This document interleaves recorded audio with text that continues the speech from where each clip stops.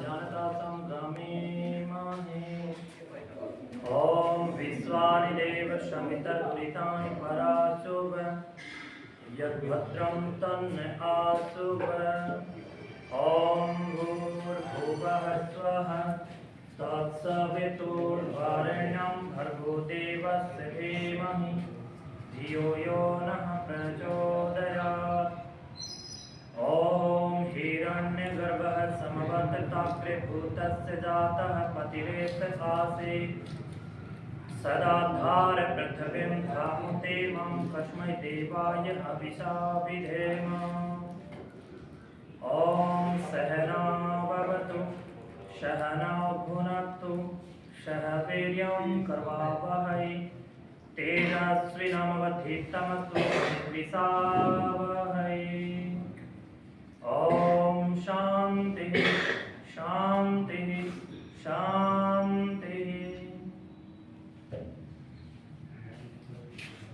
आदरणीय महान क्रांतिकारी ग्राम पंचायत नगरखेड़ा की धरती शहीद दर्जा प्राप्त गांव रोहनाथ की पूरी प्रणाम और समस्त ग्राम पंचायत के नवीन पदाधिकारी बंधुओं एवं पूर्व पंचायतों के तमाम पदच्युत ग्रामीण बंधुओं, आपके साथ साथ यहाँ पर उपस्थित वर्तमान शहीद शौर्य एवं क्रांति पथ क्रांति की भूमि महान गांव रोहनाथ के संत महात्मा पूज्य श्रद्धेय भगवत गिरि जी महाराज एवं उनके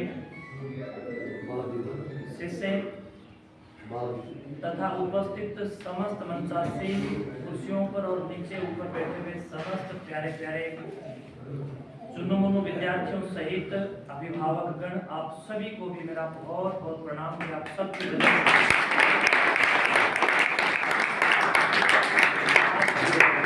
सबकी वजह से और मनोज जो है, मनोज की वजह से आज मेरा यहाँ पर आना हुआ। मनोज से वहाँ हमारा मिलना हुआ है एक दो बार, लेकिन आज मनोज ने विशेष तौर पर आज मेरा यहाँ आने का कोई कार्यक्रम नहीं था, तो हमारा कार्यक्रम आज हमें तोशाम जाना था, तो इन्होंने कहा कि यहाँ से निकलो आप एक बार, कल ही बोला। तो मनोज जी ने हमें बोला, इन्होंने बोला वो एक अलग कनेक्शन है, तो इनकी वजह से, एक जान पहचान की वजह से आज आप सबके दर्शन मुझे इन लोगों ने करवाए, इतनी दिव्य आत्माओं के, जो कि एक विशेष आंदोलन और अभियान के अंतर्गत अपनी चेष्टाओं को रखते हुए एक सुंदरतम कार्य को करने के लिए एकत्रित होने की मंच आप लोगों ने बनाई। वास्तव में ये संस्कृति के योग्य एक कार्य है, ये कोई साधारण कार्य नहीं है। लोग बीड़ी पीने वालों के झुंड आपको दिखाई दे जाएंगे, चाय पीने वालों के झुंड दिखाई देंगे, ताश खेलने वालों के झुंड दिखाई देंगे, मांस खाने वालों के, शराब खरीदने वालों के, मांसाहार खरीदने वालों के और तमाम प्रकार की दुष्टता के दानवता के अड्डों पर भीड़ एकत्रित दिखाई देगी। लेकिन बहुत कम ऐसी आत्माएं होती हैं जो कि समाज के संयोजन और समाज की उत्कृष्टता के लिए एकत्रित होते हैं। आज आप सब ने मिलकर के ये इस बात का परिचय देने का भी कार्य किया है कि वास्तव में अभी भी लोगों का जमीर जिंदा है। तो आप सभी जिंदा जमीर लोगों को भी साष्टांग प्रणाम।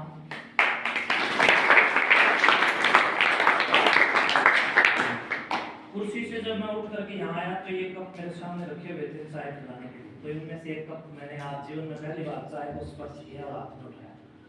वो इसलिए उठाया, पीने के लिए नहीं, क्योंकि मैंने कभी भी चाय को पिया नहीं, इसलिए उठाया कि बंधुओं सबसे पहले तो हमें यहीं ध्यान देना होगा।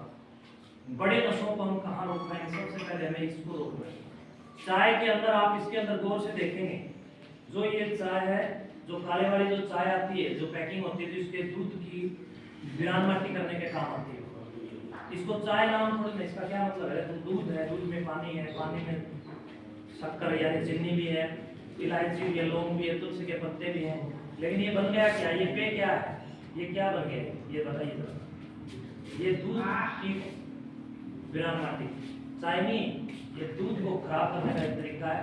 दूध को बर्बाद करके उसकी प्रकृति को जहर के रूप में उसको परिष्कृत करके पीने का एक षड्यंत्र है, जिसको लोगों ने चाय नाम से उजागर कर दिया। चाय की पैकिंग जब पैक होती है तो आप वहाँ उन कंपनियों में पता करें। अरे एक बात छोड़ी दे, कोई चाय निवेदन करा दिया ना इसकी कंपनी। चाय जिन पैकिंगों में पैक होकर के आती है उन पैकिंगों के अंदर जो ये काला काला जो ये गंध भर के आ रहा है, इसमें कितने प्रकार के निकोटीन मिलाए जा रहे हैं, इन बातों को भलीभांति आप लोगों को समझने की आवश्यकता है। चाय हजारों बीमारियों को तैयार करके जन्म देती है। चाय पीने के बाद फिर बहाना मिल जाता है, लोगों को कहते हैं जी अब तो चाय का ब्याह करा, फिर बीड़ी करते हैं ऐसा। फिर बीड़ी पीने तक बात नहीं रहती, फिर सिगरेट पीते हैं और फिर वो जीभ के अंदर बीड़ी और सिगरेट और चाय के निकोटीन अपनी स्वयं की संख्या को संवर्धन करने के लिए जीभ को चटोरा बनाते हैं। वो चटोरी जीभ फिर सुल्फे की ओर आकर्षित होती है। अफीम, चरस, भांग, हेरोइन और तमाम प्रकार की मादकताओं की ओर जो आपकी चटोरी जीभ आकर्षित होती है, उस जीभ का पहला कारण है चाय। तो इसलिए सबसे पहले आपको इस निकोटीन रूपी इस जहर को, जो दूध को खराब करके आपके कप में आकर के सुसज्जित होकर के एक दूसरे के स्वागत करने के लिए जो हम लोग रखते हैं, इससे हमें छुटकारा पाना है। उसके बाद हमें बीड़ी की बैड़ी पर, ये बैड़ी है, ये बीड़ी नहीं है, ये जिसका डल जाती है ना, जिसका बैड़ी जो डलती है, ये निकलनी महाभारत है। जो बीड़ी खोर बीड़ी पीते हैं, तारा में बैठकर हम कहीं उधर दो तो भाई जो ये बीड़ी पीना सीखते हैं। अभी भी मैं देख रहा था एक बंधु वहां से आ रहा था, पूरा उसका साइलेंसर धुआंधार था, और यहाँ पर भी एक बंधु बैठ कर के पूरा, यानी नशा मुक्ति के कार्यक्रम की प्रेरणाओं को प्राप्त करने के मनसा से हम लोग गांव की एक विशेष चौपाल में एकत्रित होते हैं। उसके बावजूद भी चौपाल के अंदर प्रवेश करते हुए मुख से बीड़ी का धुंधुकार करता हुआ ये धुआं निकल रहा है, और गांव के ग्रामीण लोग यहाँ पर बैठे, साधु सन्यासी यहाँ पर बैठे। कोई शर्म और लज्जा हम लोगों के मुंह के ऊपर है नहीं कि हम लोग सन्यासियों का एक किस्म से एक आर्ट होती है। पहले साधु संत जहां से जाते थे, लोग उन लोगों साधु संतों के सामने गर्दन नीचे कर लेते थे, शिक्षकों के सामने। अभी मेरे से पूर्व में यहाँ पर एक शिक्षक महोदय जी बोल रहे थे, तो ये जब सन्यासी, शिक्षक और सैनिक, ये तीन समाज और देश और राष्ट्र की उन्नत इकाइयां होती हैं। समाज का निर्माण इन्हीं तीनों के हाथों से है। जिस देश का सैनिक ईमानदार हो, सन्यासी ईमानदार हो, शिक्षक ईमानदार हो, आप इस बात की भलीभांति विचार शैली के अंदर ढंग से बैठ करके बुद्धि की उच्चतम और श्रेष्ठतम मान्यताओं के ऊपर जब आप लोग इस अपने बुद्धि को खंगाल करके देखेंगे, तो इस देश के सन्यासियों ने पूरे विश्व को पढ़ाने का काम किया। सारी दुनिया यहाँ पर पढ़ने के लिए आ गई।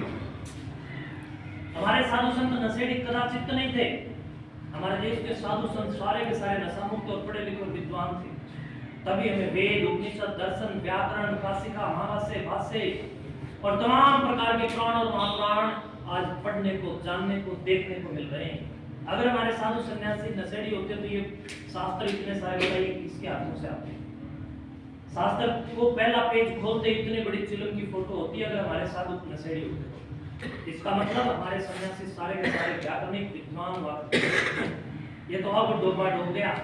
अब इन 20-30-50 साल में हमारे समाज के अंदर भी और सन्यास समाज के अंदर भी ये विकृतियां आई हैं कि साधु सन्यासी इस ब्रह्मावेश के अंदर भी सिर्फ बीड़ी और दारू, स्मैक, हेरोइन, चरस, भांग, पता नहीं क्या क्या मादकताओं के वशीभूत होकर के समाज का पीड़ा करके और पतन करने का काम कर रहे हैं। बंधुओं, समाज का पथ प्रदर्शन करने का कार्य सन्यासी का होता है। उसके बाद समाज की रक्षा करने का काम इन सैनिकों का होता है। देश की अंतर्राष्ट्रीय सीमा पर, राष्ट्र की बाहरी सीमा पर फौज जिस प्रकार काम करती है, तो अंतस्थ सीमा पर यानी गर्भ में, यानी पेट में पुलिस काम करती है, और संस्कारों में सन्यासी काम करते हैं, शिक्षक काम करते हैं। तो हम सबको मिलकर के पहले स्वयं का सुधार करना होगा। पहले आओ हम सुधरें, फिर औरों का सुधार करें। पहले हम आप सुधरें, फिर औरों का सुधार करें। हम आप सुधरेंगे तब ये जो हमारी आने वाली प्योद, ये जो बैठी है, ये जो चुन्नू मुन्नू हमारे बैठे हैं, ये जो इन्हीं बच्चों के अंदर कोई एक बच्चा ऐसा है जो आने वाले समय के अंदर इस राष्ट्र का राष्ट्राध्यक्ष के रूप में या प्रधानमंत्री के रूप में या राष्ट्रपति के रूप में हो सकता है कि चुना जाए। इन्हीं बच्चों में से कोई आईएएस बन सकता है, आईपीएस बन सकता है, एमबीबीएस बन सकता है, जेएमएस बन सकता है, पीएचडी कर सकता है, डिलीट कर सकता है। और इन्हीं बच्चों में से कोई हो सकता है कि राज्य का मुख्यमंत्री भी बन सकता है, हो सकता है कि प्रदेश में किसी प्रकार से मंत्रालय में भी जाकर के बैठ सकता है। तो इन पद को अगर हम सुनियोजित ढंग के साथ शिक्षा से आच्छादित करते हुए अपने सबके अपने अपने कर्तव्यों के ऊपर गौर करेंगे, तब जाकर के इस बात को पुष्टि कर सकता हूँ कि हम लोग कुछ सुधार की ओर हैं। अन्यथा ये भाषण देकर के जाना, मैं लगभग पिछले 1 महीने से मैंने गांव में जाना बंद कर रखा। रोज हम लोग लगे रहते थे, 1 महीने से मैं केवल मठ के ही कार्यों में ध्यान देते थे। आज पहली बार 1 महीने बाद इस गांव से फिर प्रारंभ कर रहा हूँ। तो मैं आपको ये बता सकता हूँ कि गांव में जाकर केवल मात्र भाषण आदि देने मात्र से समाज का कल्याण कदाचित नहीं हो सकता, क्योंकि यूट्यूब भरा पड़ा है, गूगल भरा पड़ा है। भाषण सुनने तो उनसे बहुत कुछ हम सुन सकते हैं, जान सकते हैं, देख सकते हैं, सीख सकते हैं, पढ़ सकते हैं, पढ़ा सकते हैं। लेकिन आज यहाँ एकत्रित होने का मतलब है कि मैनुअल शिक्षा को हम लोग देख रहे हैं, सुनने, जानने और शिक्षित और प्रबुद्ध वर्गों के बीच में, प्रबुद्ध जनों के बीच में, प्रबुद्ध गांव की पंचायत के बीच में बैठ करके हम सार्वजनिक समाज की पीड़ा को समझें और उसके ऊपर कुछ वैचारिक क्रांति का शंखनाद करें, कलम की क्रांति का शंखनाद करें। बंधुओं, अभी मेरे से पूर्व में शिक्षक महोदय जी ने कहा कि भी बीड़ी, सिगरेट और हुक्का ये तो मर्दों का प्याला सुनते हैं। मास्टर जी बिल्कुल गलत बात है। इस देश के अंदर राम से बड़ा मर्द कौन हो सकता है? कृष्ण से बड़ा मर्द कौन हो सकता है? क्या उन्होंने भी बीड़ी पी थी? उनसे बड़ा तो मर्द नहीं कोई। इस देश में भगत सिंह, चंद्रशेखर आजाद, त्यागराज टोपे, राणा प्रताप, राणा संगा, राणा कुंभा और तमाम प्रकार के ऋषि कणव, कणाद, कपिल, जैमिनी, पतंजलि, पाणिनि, गुरु गोरक्षनाथ से जितने भी ऋषि मुनि हुए हैं, या आपके गांव में यहाँ पर दादी गोरी हुई है, उन्होंने बताओ कौन से ओके पिए थे? पिए थे। कुछ लोग मेरे से आकर के कहते हैं कि जी बीड़ी नहीं पीवा जब तक पेट नहीं साफ होता। मैं उन लोगों से एक बात पूछता हूँ, यानी टॉयलेट के अंदर बीड़ी पीते हैं? अरे भैया अलग दाढ़ी थोड़ी देर में बसा लेना, थोड़ा अलग दाढ़ी में तो बताइए। ये जो गांव के अंदर लोग बीड़ी पीते हैं, वो टॉयलेट के अंदर भी जाकर के बीड़ी पीते हैं। उन लोगों से मैं पूछता हूँ, तुम लोग टॉयलेट में बीड़ी पीते हो? तो लोग कहते हैं कि हम बीड़ी ना पिए तो पेट साफ नहीं होता। तो उन लोगों से एक मेरा प्रश्न है, ये गांव में इतनी सारी भैंस है, इतना तो गोबर करे सुबह आटा हमने बाल्टी भर के दूध दे, वो किसके होके पी के दे नहीं बताओ।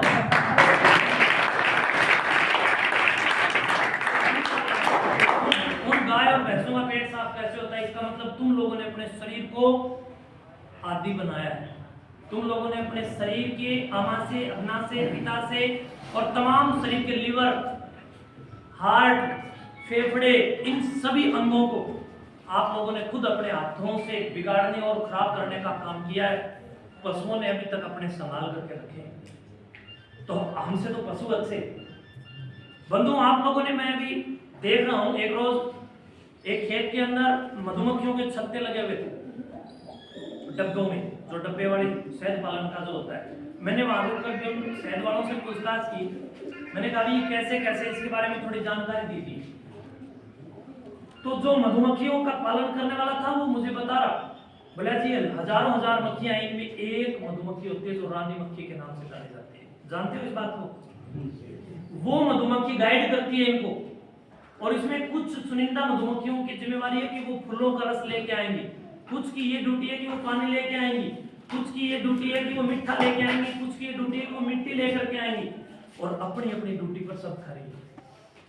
आप शहद खा करके देखिए, कदापि शहद में कोई भी चीज कम या फालतू नहीं होती। यानी जीव जंतु अपना काम भलीभांति कर रहे हैं। और अगर मधुमक्खियों के छत्ते में गर्मी के दिनों में जब गर्मी बढ़ जाती है, तो रात्रि के दौरान आप लोग छत्ते के नजदीक जाकर के फालतू मक्खियों के डब्बों के पास में आप सुन सकते हैं। जिस रात्रि को गर्मी होगी, उस रात्रि को वो मक्खियां बहुत संख्या में एकत्रित होकर के शहद के चारों ओर अपने पंखों के माध्यम से हवा डालने का काम करती है। देखो, मुझे तो उन लोगों से ये शिक्षा प्राप्त हुई, मुझे ये नॉलेज वहां से मिला। और मैंने कहा ये आवाज कैसी आ रही है? बोला जी आज गर्मी है, और इन मक्खियों को ये पता है कि इसमें जो तुम्हारे बच्चे हैं वो, ये जो शहद जो इसमें निर्मित हो रहा है वो